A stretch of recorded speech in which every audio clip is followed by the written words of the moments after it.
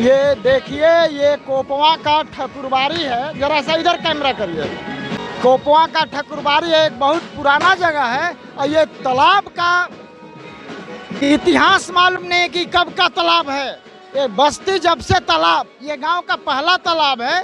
तब से बस्ती बना है, लगभग उसी समय से तालाब है। कागज के हिसाब से तो 125 साल कब का पार हो गया है, उससे कब का पहले का है पता नहीं है। लेकिन देखिए, ठकुरबाड़ी भी बहुत पुराना है। इधर जरा ठकुरबाड़ी दिखाइए, ठकुरबाड़ी दिखाइए।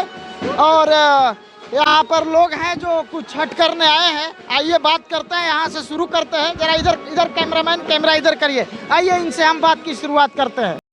आप अपना नाम बताइए साहब। डॉक्टर नीरज कुमार सिंह, डॉक्टर नीरज कुमार सिंह, अध्यक्ष हिंदी विभाग हड़िया, पीजी कॉलेज हड़िया।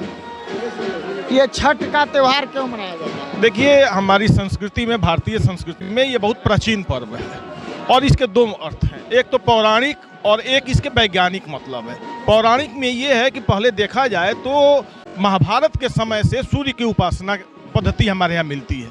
सबसे पहले कुंती कहा जाता है, कुंती सूर्य की आराधना करती थी, कर्ण करते थे, भगवान श्री राम करते थे। लेकिन इस छठ का और सूर्य की उपासना में एक अंतर यह है कि ये पहला ऐसा पर्व है कि जिसमें डूबते सूर्य को अर्घ दिया जाता है पहले, अगले दिन उगते सूर्य को अर्घ दिया जाता है। इसलिए ये विशेष त्यौहार हो जाता है, जो शायद बिहार और खास करके पूर्वांचल के क्षेत्र में मनाया जाता है कि जहाँ पे डूबते सूर्य को अर्घ दिया जाता है, पहली चीज़। लेकिन इसका एक वैज्ञानिक पक्ष भी है। चूँकि ये दीपावली के छठे दिन मनाया जाता है, इसलिए छठ भी कहा जाता है। वैज्ञानिक पक्ष ये है कि हम जिस भौगोलिक खंड में रहते हैं, जो पूर्वांचल का बेल्ट है, दीपावली के बाद जब राम जी अयोध्या में आए और जब दीप जलाए गए तो कहा जाता है कि यहाँ प्रदूषण का स्तर अपने चरम पे होता है।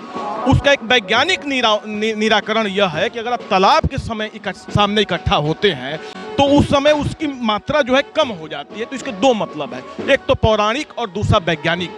लेकिन सूर्य की उपासना वर्षों से हमारी संस्कृति में मनाई जाती रही है। अच्छा, एक शब्द में हमको आप बताइए, छठ मैया कौन? नहीं, देखिए, हमारे धर्म में जो है ना, किसी को माँ से जो का दर्जा दिया जाता है। जैसे भगवान है, हम किसी प्रकृति के हर चिन्ह की पूजा करते हैं। पहले सुनिए मेरी बात।